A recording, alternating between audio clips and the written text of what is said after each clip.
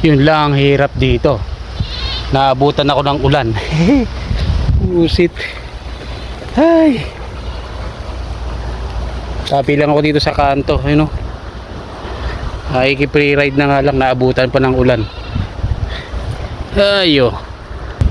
Sanang lumakas. Ito yung panahon dito eh. Ulan na araw. Yes. It's right by Allison's, right by White Villas. By Pink House. Pink House? Yeah. It's okay on the side. Right here, Pink House is right here. I just go up the hill and then go down the hill. Yeah. Right there, you should have reaching. It's okay. Thank you. Ayun, makikiride sana ako. Kaya lang, hanggang Pink House lang eh. Ay. Hintay-hintay pa tayo ng konti. Ayun, manghuli kaya ako ng kambing. Ingay. Sana lumakas yung ulan ay. Buti ambon lang. Kaya yun, dito muna tayo. Wait hanggang sa may makasakay tayo. Alright.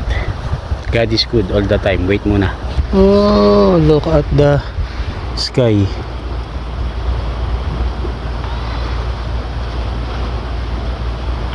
Buti ambon lang. Huwag sana lumakas. Makasakay na bago man lang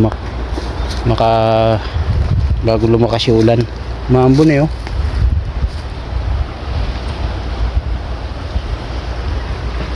Lang muna tayo sa gilid.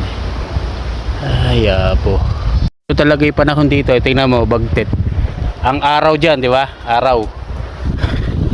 Tingnan mo dito, ayan oh. Maambon dyan ng mahina, makulimlim. Diyan sa kabila. Bagtit ang panahon dito ay. Ay tayo sa kabila, doon ang dilim. Tapos dito sa kabila, ayan oh, super liwanag. Ay po, bagtit ang weather dito ay. Buti na hinto na yung ambon habang naghihintay-hintay tayo saglit ng masasakyan na pre-ride. Pirmis ng umaraw. Ayan, wala pa rin tayo na sasakyan na pre-ride. Din sa kabila umaraw na rin. Ayan oh, liwanag na din oh.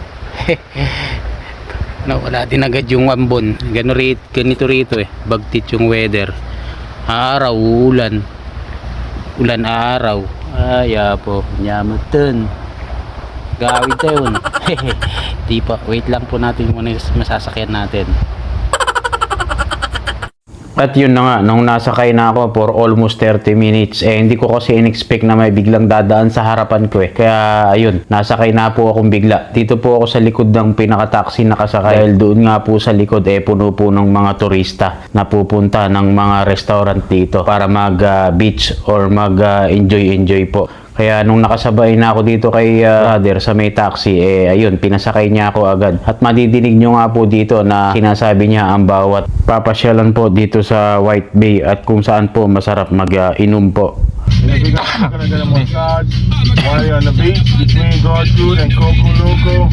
There's some ladies right there under the grape trees giving massages. Alright? You're welcome. At yun nga, nung naipaliwanag na ng pinaka-tour guide po kung anong masarap na pupuntahan dito na restaurant, kung ano po ang mga best seller nila, tulad po ng Painkiller. Kaya dito po kami nababa sa may pinaka harapan po ng Soggy Dollar, dahil isa nga po sa mga best seller po nila dito na sikat na alak Painkiller nga po. Talaga nga naman pag ininom mo yun, bangingi ka agad sa isang shot pag di ka sanay. Di wow.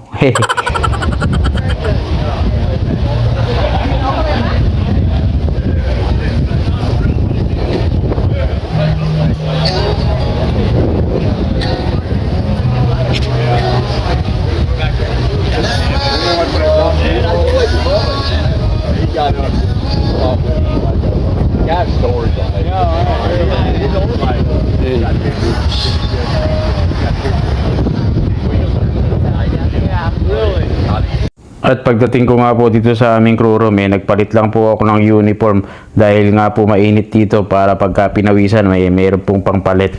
Yun lang, salamat. God is good all the time. Alright.